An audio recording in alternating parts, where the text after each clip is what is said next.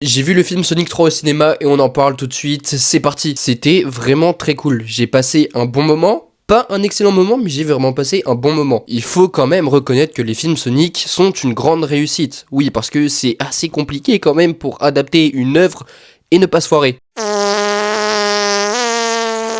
Pour ce troisième opus, la Team Sonic composée de Sonic, Knuckles et Tails vont être confrontés à Shadow. En plus de ça, on a le retour de Dr Eggman et du grand-père de Dr Eggman, Gerald.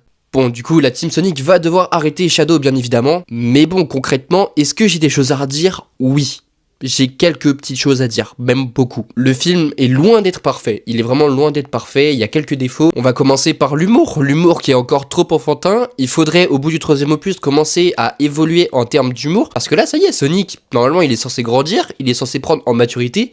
T'as l'impression que c'est encore un gosse. Après, Tails et Knuckles, je trouve que eux, ça va. Parce qu'ils ont encore leur âme des personnages des jeux vidéo, donc je trouve que ça colle plutôt bien. Je trouve que oui, c'est vraiment le genre d'humour qu'on peut accorder à Knuckles et Tails, mais pas à Sonic. Le scénario est beaucoup trop bateau. Les effets visuels sont plutôt bien réussis sur le personnage de Shadow. J'ai beaucoup été bluffé par les CGI de Shadow. Parce que Shadow, waouh. Waouh, ils ont fait un excellent taf dessus. Je pense à la scène où il sort de sa cuve, où je me suis mangé une petite claque. Après sinon les VFX de Sonic, Shadow et Knuckles, je trouvais que ça allait, même si par moments ça partait un petit peu en cacahuète. Jim Carrey bien évidemment, lui est toujours aussi efficace en tant que Dr Robotnik. Il fait un excellent boulot, ça se voit qu'il s'éclate complètement. Non vraiment j'ai été conquis. Par contre je pense que le film aurait pu durer 1h20.